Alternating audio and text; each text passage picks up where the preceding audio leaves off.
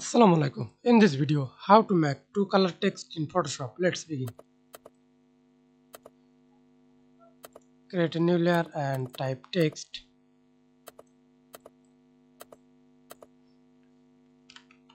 Type anything.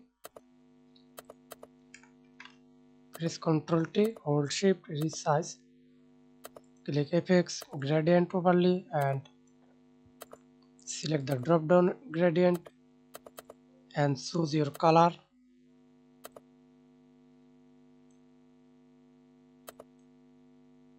Double click, use red color and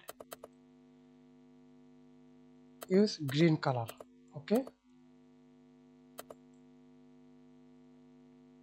or use black color. Click OK and click a new shape, scale, use gradient or use slice, angle, move. Okay,